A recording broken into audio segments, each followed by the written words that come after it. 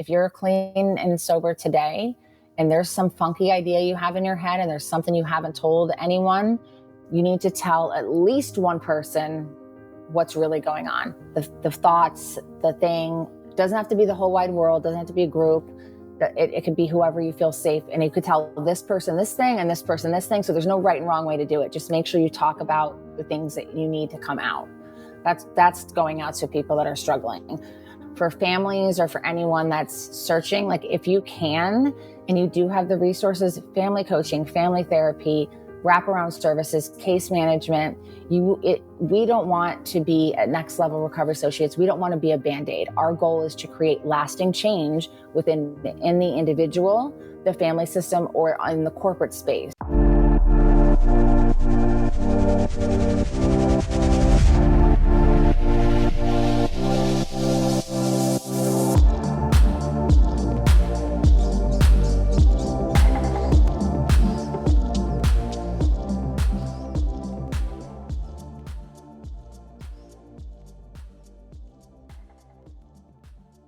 Good afternoon. My name is Graham Durgee, and I'm the founder and CEO of New Waters Recovery in Raleigh, North Carolina.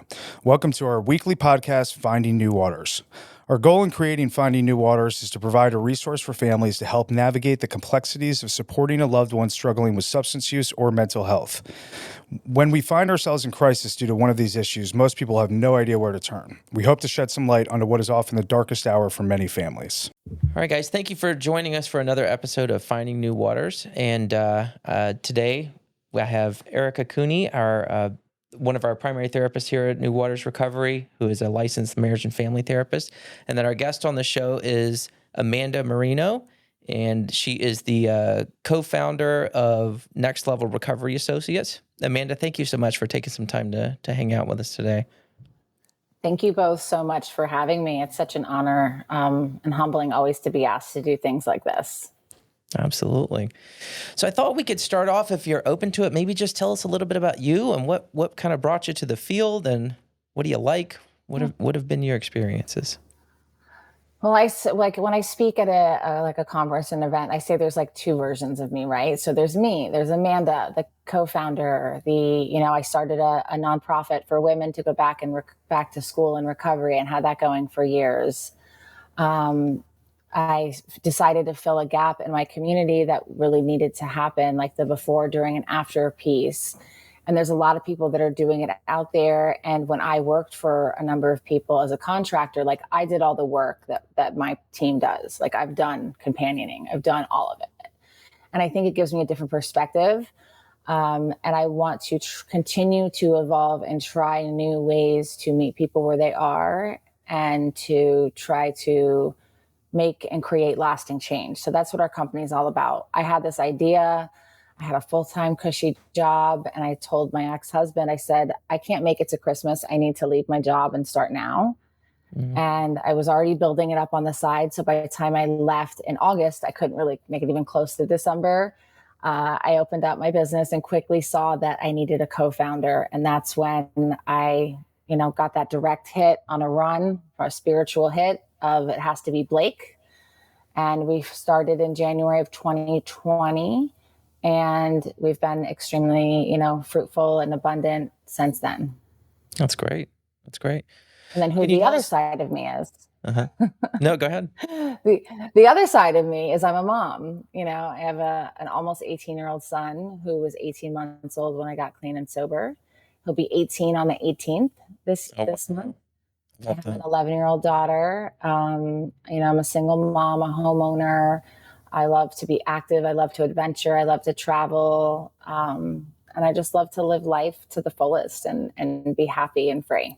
So that's who I really am. I love that. Yeah, I'm a father myself. And that's, we have to balance that, right? I mean, as much as I love the work that I do and the people that we get to help, I mean, being a parent and doing those things is amazing for sure. Can you tell us a little bit about Next Level Recovery? So I know you mentioned Sober Companion. I know you guys also do intervention work, case management, things like that. So why don't you tell us a little bit about, what does Next Level Recovery do? So we are a boutique concierge, programming that is designed, once we do an assessment with an individual and a family, that we create a custom plan for. So it can be before treatment, we start working with them, during treatment, and after, or we can do all of the above. And sometimes it's in place of. So if somebody's been to so many treatments and their struggle is like applying what their aftercare plan is or applying what they've learned into the real life, we can kind of handhold them, right? Our coaches and our companions can handhold them and then like titrate down on how we do that, because we don't want to coddle and be codependent. But I'll tell you, a lot of the people we're dealing with today, I think it's after the COVID thing, it made it worse. Like they're terrified to like take this sheet of like an aftercare paper and take those action steps by themselves. Mm-hmm. So they're scared to get jobs. They're they're scared to rekindle with their family. And so we saw a need in our community. Like there's a lot of people that do this all over the country, but in South Florida, there was really nobody doing what we did like as a hub. There's people that had like maybe a main office in New York or LA or Ocala or just different places. But there was like, I'm from here and Blake's from here. So we work here in South Florida, but we also work a lot in New York, a lot in Texas, a lot in California and overseas. In Europe, and as well as South America, we have a Latin team, a Spanish speaking team as well. Okay. So we're just constantly trying to improve the way that we all do this. And we feel like it's our responsibility as people that have a pretty strong social media presence to help remove stigma, to help educate people, to help people not feel alone, because it's a lot less intimidating to send a direct message to somebody than it is to pick up the phone. And I've had a lot of like attorneys and professionals over the years on LinkedIn that they've never told anyone. They're super high functioning, right? And they send a message, like, hey, I need help, but I don't want anyone to know. I don't want to lose and I try to tell them like, you're not going to lose your license, but they don't believe me. Right. So we've tried to really, and we continually evolve, right? We're meeting about our clients every week. And we're always trying to do better. Mm-hmm. That's awesome. So what does that look like for a client when a client reaches out? I know you mentioned it could be before treatment or after, but like if a client that's in potential need of your services, they reach out to you, and kind of what does that process look like? Well, since we've grown, we now have a couple people in place. So myself and Blake, our focus is overseeing the whole company and overseeing every case. We no longer take on our own clients. Mm-hmm. There was no way to travel the country this year, and for Blake to start his doctorate program, for us to continue at the capacity we were, right? So we took a long time to get our hand selected. We hand select everyone that works for us. We don't have a large list of contractors. We know everybody that's on our list of people that we use, and we know them and what makes them tick, what client they're going to align with. So Sarah, who was a nurse, she does all of our first screenings, and she's our team and family manager. So everything starts and begins with either Sarah or Danielle, Sarah Frias or Danielle Moldine. And Danielle is our clinical outreach. Danielle went to school, got her bachelor's in psychology and then her master's in special education, and then decided, I don't want to teach this. And so then she started working for another company for a while. And then when she came to me, I'm like, oh my God, look at you she's like, I never thought I'd ever use my degree. And look, like this is special, and you're teaching and you're sure in the psychology piece. So we have found these, like, there's a video, I don't know if you checked out my Instagram, but there's a video we made the other day, which like literally melts my heart. It was an idea I had that says, where each team member at this lunch would say, I am next level, I am next level, I am next level. And so it goes through all of that. And then it shows the end, our videographer did like everybody saying it at the same time. Oh, that's cool. I am next level. And like, I'm not on it and Blake's on it, because we're big on like lifting up our team. We want to highlight and focus them and make it more about them than it is about us these days, because they're the magic. Yeah. Absolutely. Completely agree. I would say, obviously at New Waters, I mean, we do detox, we do assessments, and everybody is an outbound referral, right? So, working with the families, with the client on the front end to help them, make the decision to come into treatment. But then we're just kind of the starting point, right? So, what you're talking about, just kind of the idea of like sober companionship, case management, even sometimes interventions on the front end. We definitely see the value in those types of services. And, I could speak for hours about this, but since everybody is an outbound referral, obviously people are at different places in their level of motivation for change or to take that next step in their recovery.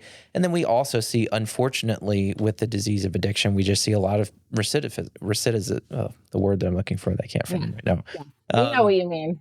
You know what I'm saying. I would try to say it, but then I'm going to butcher it too. So we'll just move past that, right? She'll say it. She'll say it right. Yeah, there we go. Recidivism. So, we want to, obviously, all of us, I think, right? We want to lower that. We want to see people be successful, take that first step and be able to see progress as they move forward.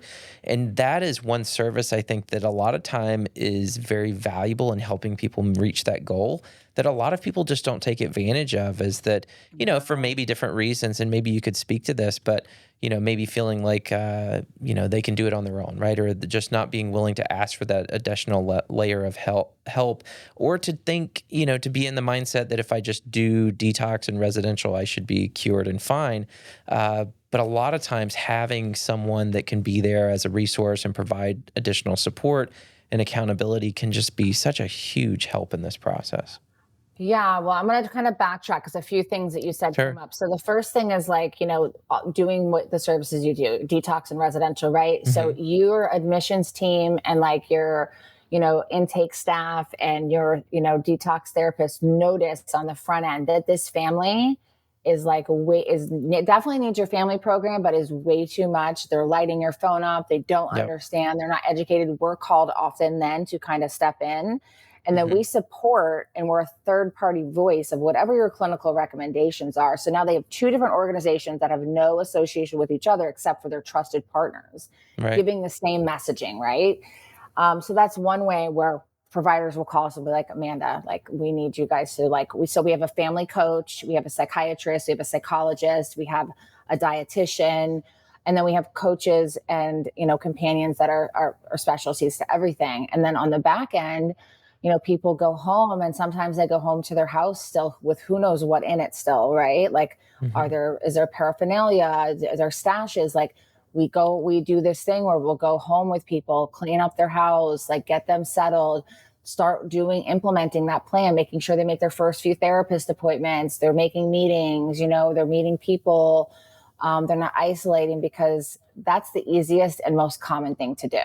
Absolutely. And especially if there's no, we had a couple clients recently that came in themselves, right? And there was no family involvement, but I quickly saw we need to have somebody in the family for support and for backup, right? If it's just like an adult male or adult female that comes to us and wants services, we still need somebody else for their protection to be involved, right? And so we do clinical staffings every single week, and we look at, okay, what's working, what's not? Is this the right coach for the person? Do we need to change something? Maybe change therapists? We go through all that stuff with our psychologist, and usually the people that come to us, this is not their first go around. Unfortunately, I wish someone called me on their first go around. Oftentimes the adolescents I deal with, but it's not their first problem experience, right? But I would love for a family to call me with their kid 17 years old, and us to give them the support and education, them to have family therapy, family coaching, have a companion coach that could take their kid out a few days a week and learn how to, live life and some of those skills that those with the substance use disorder miss along the way. Absolutely. Yeah, absolutely. So we were chatting a little bit before we started the episode, and you were talking about just this idea of stigma, and I think along the same lines of the conversation we're having, those barriers or those things that keep people from moving forward, or reduce their level of motivation, or maybe sometimes keep them stuck in patterns of thought and behavior. I wonder if you want to maybe just chime in a little bit about that. What are your thoughts on stigma and maybe how that's causing some issues for people? Well, I know, I was 10 years ago, I was one of the first people that talked about being in recovery from LinkedIn, on LinkedIn. And I would get these, I'm talking 100,000 comment kind of posts. Wow. And Yeah. I was like, scared to do it. And then I did it, but I realized, wow, like I'm making an impact here. Like people are seeing this put together woman and, oh no, she couldn't be a drug addict. And like, I want to show that, hey, like what you see today isn't what walked in the door 16 years ago, but this is what can happen. And like, I have people say, well, you shouldn't say all these things. But, there's always the chimers and the associated. Like you shouldn't, set people's standards too high and let them not meet up. Like just because you graduated college and you did all this stuff doesn't mean okay, well, you know what? I'm just letting them know it's possible. Like from a girl that thought she was too stupid and too damaged and broken and messed up to get this thing, too not smart enough to go back to college, and all the things I've been able to accomplish in spite of all my self-defeating beliefs. So I've utilized things like that to try to break stigma, right?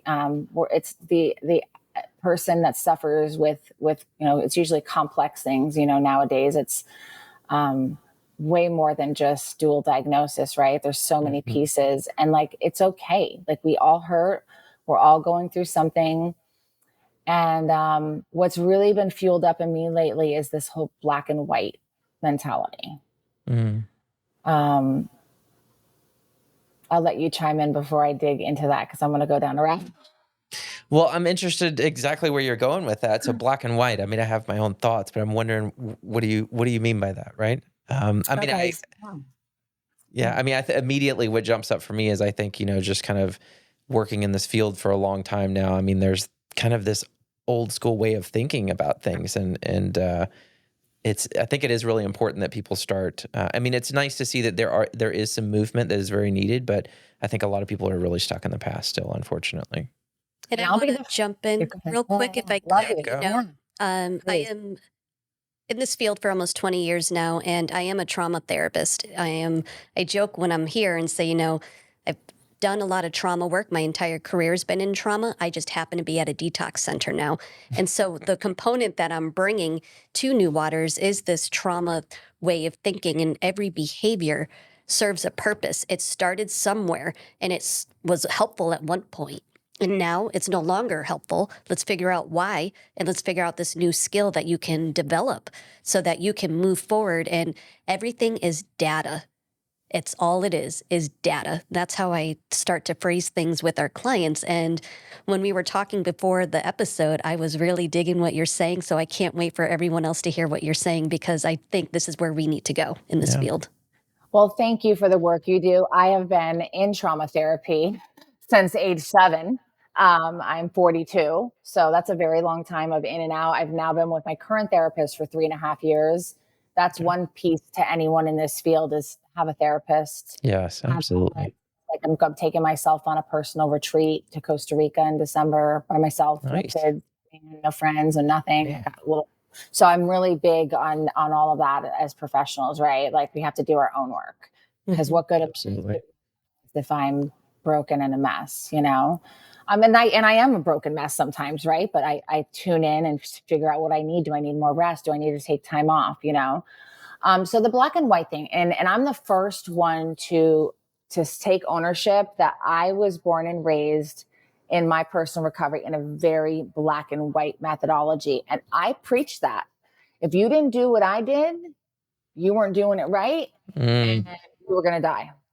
Right. And I firmly, maybe I needed that for a time of my recovery. I needed it to be that black and white for me to stay safe. But there's been countless situations that I look back at and wish that I had been more educated and more open-minded. Like I've had a slew of weekends of nonprofit events. I had like a pickleball tournament for a charity that we did. Then I went to Fort Myers, the west coast of Florida, to speak for my best friend's dad. My best friend died of an overdose in 2016. Kim Kinkle, and her dad, Al, and I are still really close. And I had started my nonprofit in her name that sent women in recovery to college, and that fizzled out. And it was a dark, ugly experience. Nonprofit is a business. It's not fun and games until when you get into the business, and I kind of got my heart broken in that experience. But now Kim's dad, a few years ago, started an RCO, recovery community organization in Fort Myers called Kimmy's Recovery Zone. And I got the honor to go be their keynote speaker. this year. And one of the things I shared was, if I would have been educated the way I am now, I would have been able to support Kim in a different way. And I think she'd still be alive in today's recovery landscape, right? Because I didn't understand, why would you stay on something when you want to be sober? And I think a lot of people are that way. And our experience and we can't do that as professionals. Like we can't, and I'll meet someone else, a friend, a client, and anybody with so much love, but to undo it in myself and give myself the grace has been the hardest. Right. So, I keep getting these women in my life with long-term recovery that feel like they're not doing it right, or they're not doing it good enough because it didn't look like the way it once did. And if you're waking up every day and like you're trying to take care of yourself, you're trying to be a better person, you're going to therapy, or you're doing self-care things, you're making meetings when you can. Like, I think that that's all incredible. And I want to honor people that are hard on themselves, that like, I'm not doing enough, because like maybe there's a person in the rooms that maybe is telling you that you're not doing enough. Because I got someone try to bully me the other night. I'm like, I'm not the one. I was at an 8:30 meeting and they were like, we'll see you at the 7 a.m. I go, the hell you won't. I'll be sleeping. If I'm going to an 8:30 p.m. meeting and I'm going to be going out to dinner, I know myself. I need rest. You're not going to bully me. Well, what would you have done for your hit? Or what would you have done for your, and I'm like, that is so not relevant to me. Like, you go bring that shit to somebody else, So, but there's not a lot of people that feel strong enough in that, like in their conviction and know who they are. So I see how we can do better. I see how we can do better and how we can meet more with compassion, love, over like conviction and crucifixion and shaming people. Like it's taking people out the door and they're scared to come back. It is, especially when people are already coming in with so much shame to begin with. I'm with you, Amanda. I think, why in the world would we try and add to that? Because I think a lot of what you're saying, and I think we do see this, right, is all we're doing is just adding to that shame, right? We're adding to that shame. We're adding to that, not feeling good enough, not going to be able to make it, all those things that person is struggling with anyway. And then we're just kind of, validating that for them, right? We're furthering the cycle. 100%. We're not breaking the cycle. And that's the whole purpose of what we're trying to do, is break those cycles. And let's move forward and find where we can find that inner peace that we're looking for, and that self-love that you keep talking about, Amanda. Absolutely. Yeah, it's about peace and freedom and like being happy with like who you see in the mirror. And we're one organization that we decided some years back that like, I will take a client on that says to me, hey, I don't want to admit I'm an alcoholic. I don't want to talk about that. Like, but I want to explore my relationship with alcohol. I will take that woman on all day, or man, I will take them just because they don't want to be completely sober. I'm not going to turn them away, because this is giving me an opportunity for them to figure this out themselves. Right.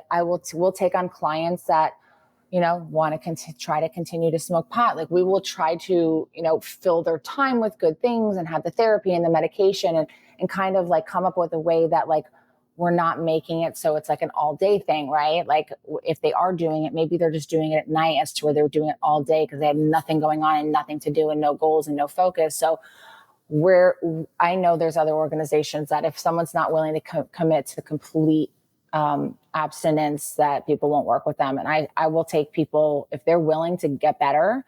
And like, in many programs, it's like a desire, right? So if someone has a desire for improvement and puts in some work, I'm willing to work with them. And, of course, if it's safe. But usually these are like high functional people that like aren't convinced that, they can fix it themselves and they can figure it out. And they're going to find it. But let's them do that. Let's let them figure that out for themselves. I don't want to tell you what you are and you aren't. You need to tell yourself that. Because I think that's where the power comes from anyway, right? I mean, it's all fine and dandy to sit back and share your clinical, opinion with someone, right? But if they have to come to believe these things for themselves, right? They have to come to develop a desire to want to change in the ways that they are going to find value, right? And I think that at the end of the day, that's the only thing that's important, and that's the only thing that's going to be effective, right? I want to see more people live.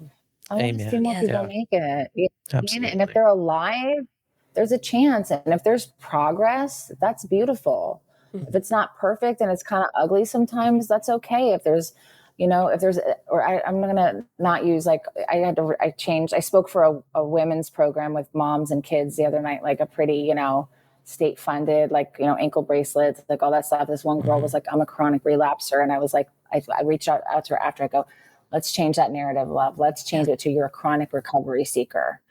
Because then you're just beating yourself up for how many times you've been in and out. And that's right there alone is going to make you feel shameful, and as a mom, forget it. We feel way more shame when we're in addiction as a mother. It's brutal. Yeah, it's heavy stuff, but it's like, I'm not scared to put this out there. I'm not scared to have someone chat. Like I put a video up of, I went to a therapist friend's birthday dinner the other night, and it was all the three of us that were left over and went out dancing for a half hour. We were all in recovery. We went to this funny little place in Palm Beach Island. Are you down here? Because I saw you had a 561 number. No, I'd lived in Palm Beach County for like 16 years. So like Kachina? Do you know Kachina? Yep. Mm-hmm. Like very familiar. So I went to Kachina for like a half hour, and I had this video where I took, and I was walking through the wine cellar area of this restaurant in Palm Beach, and I just realized, like, how cool is it that, like, I probably wouldn't even have noticed this, but I was like waiting for somebody in the bathroom. So I like videoed me walking through the wine cellar, and I was like, I can go anywhere in my recovery and I can feel safe as long as I'm spiritually fit and I'm with the right people. And of course, someone's like, you shouldn't be, put teetering on your recovery. You're asking for it. And I'm like, no, I don't live like that. That's not how it is for me. Like, if I did feel comfortable, like I have a boyfriend who drinks. If I don't feel comfortable that day, I won't go hang out with his friends if they're drinking. And then there's other times where I don't care at all. And like, I was there to dance. I was there for a good meal. Like, those are the things that brought me there. I'm not going to live for me. I don't judge if someone else isn't comfortable with that. That's up to them. I'm not going to live in a box, but I'm also not going to go to like a dive bar or like, there's certain places I'm not going to put myself, but I want to go to nice restaurants. I want to dance. I was a hip hop dancer professionally. So like, I love that. That's awesome. I think it's important for all of us to remember, right? We're all on our own journey. Yeah. And what works for one person is not going to work for somebody else. And we all have our own way of getting to where we need to be. And we all need to have some sort of faith that we'll get to where we need to be.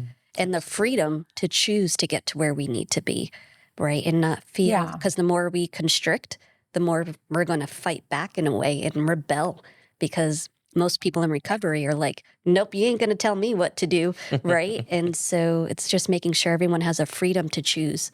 And when they feel that freedom, you'll be amazed where people will go. Yeah, absolutely. Completely agree. It's like, I feel like there's a delicate balance with like the freedom, but like also some like non-negotiables, right? Like, like, commitment to your personal growth, like staying, like, but freedom to, like, we want our clients' input. We want to know what they like, what they connect with, what's working for them. Like, we want them to have a say in their care, because if they have a say in their care, they're much more apt to take it much more serious, and like, don't feel like they're just being like, you still to this day tell me what to do and I really don't like it.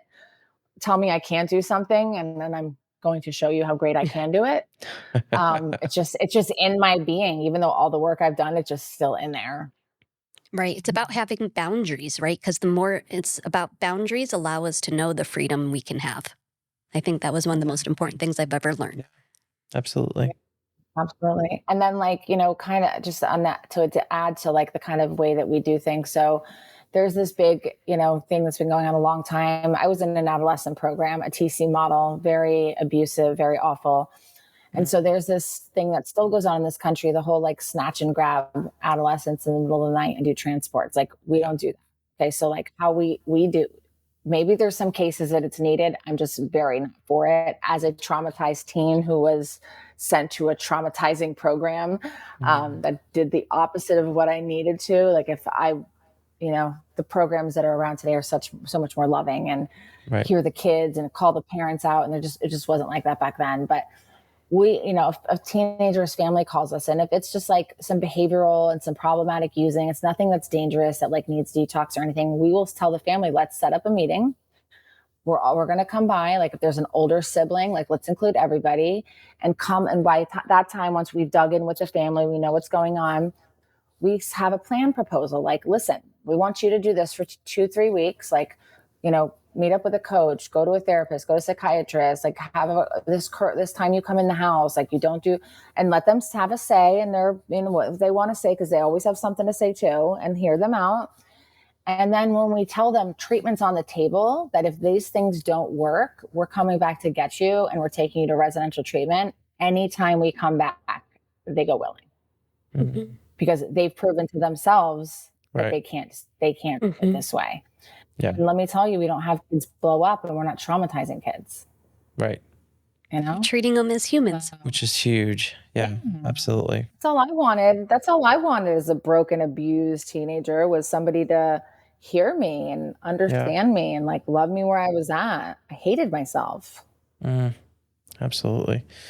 Yeah. And like you said, I mean, thank goodness, right, that there's has been for a number of years, and there seems to be some movement, especially in the adolescent treatment and things like that, where things are moving in more of a, loving direction and meeting kids where they are. But you still do hear of these programs that do these, like you were saying, like these snatch and grab things. I think some of the wilderness programs still kind of do operate like that, and like it's Yeah, I've been called and asked for it, and I told them absolutely not.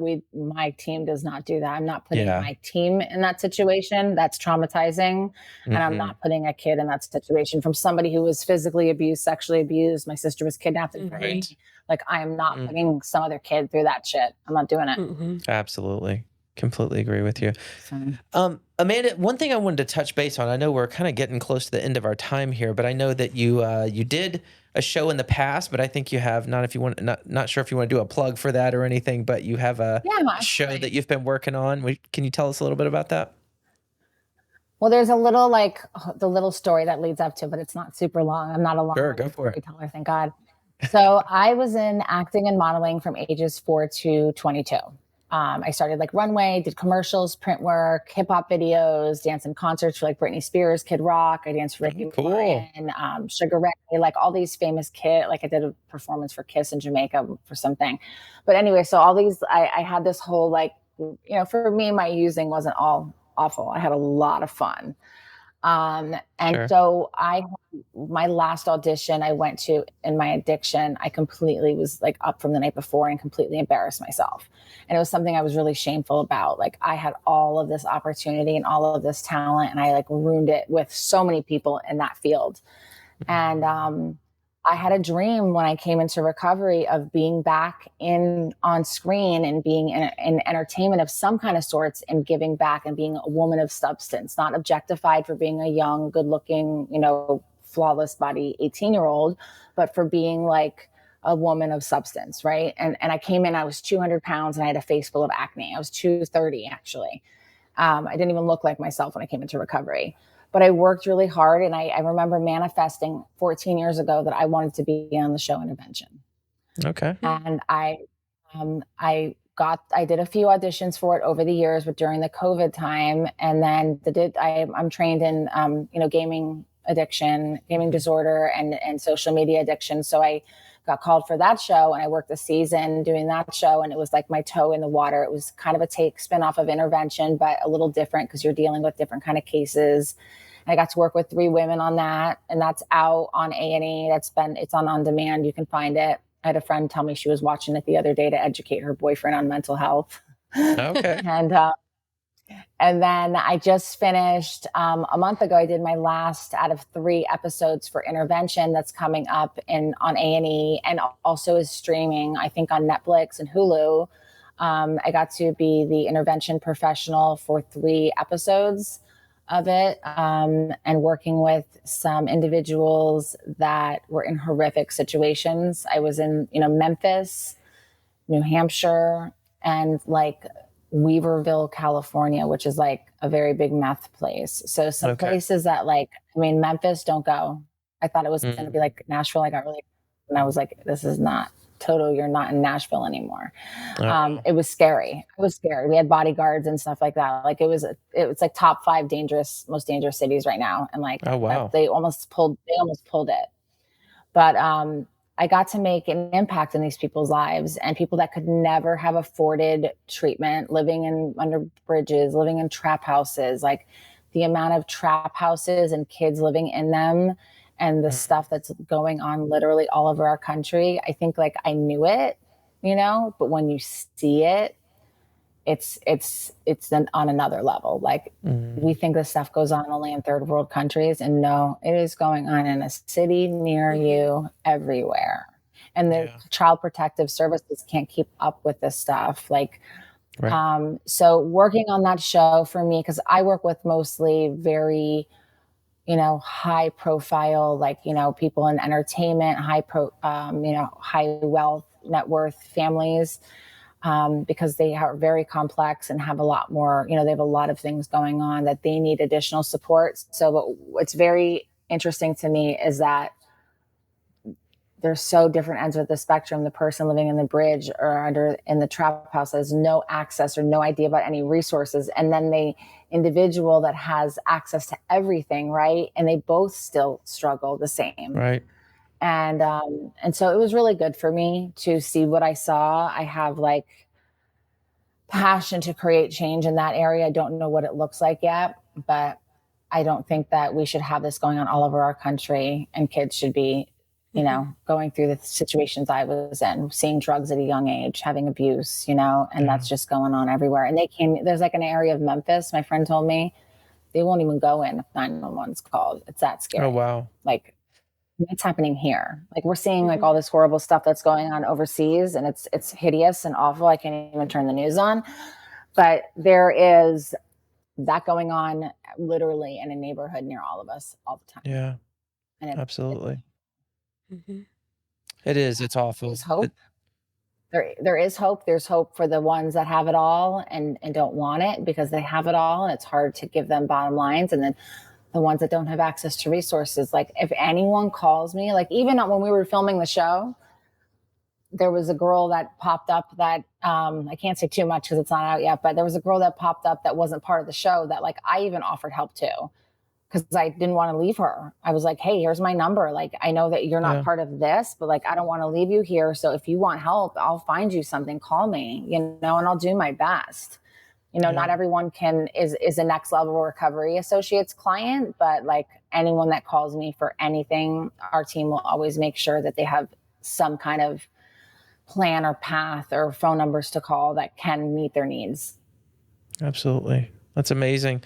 I'm looking forward to watching the episode, so I'll keep my eye out for that. Amanda, listen, I'll tell you, if anyone has a preconceived notion in our industry of the show, it is the most caring, wonderful production team ever. Oh, wow. They were crying when the things were going down. They were so compassionate and kind and non-judgmental when they were, filming certain things. And I was blown away by the love, and what they didn't know, they would ask us, and they never pretended like it was their area of expertise. And I just have the utmost respect for all of the team, the camera crew, the sound people, the producers. Like, they were just like, they're like part of my extended family now too. Like, I love them. That's awesome. That is amazing. Yeah. Thank you for sharing that with us. Well, Amanda, thank you for spending some time with us, taking some time out of your busy schedule to chat with myself and Erica. I always kind of like to wrap these up. So, I think that the big thing is for the podcast is to make it available for, education purposes and resources for families or people that are kind of currently struggling and kind of exploring what that option may look like. Obviously, some professionals watch it as well. But if you had to kind of leave the audience with one idea or one thing, I know not to put you on the spot, like what would be that one thing that you would want to say? Okay, go for it. Well, there's two things. So, of course, there's never one thing with me. I love it. So one thing for people that are struggling in addiction that like maybe have been in and out, always, if you're clean and sober today and there's some funky idea you have in your head and there's something you haven't told anyone, you need to tell at least one person what's really going on. The thoughts, the thing. It doesn't have to be the whole wide world. Doesn't have to be a group.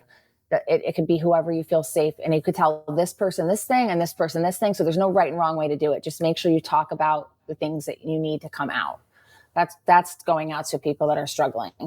For families or for anyone that's searching, like if you can and you do have the resources, family coaching, family therapy, wraparound services, case management.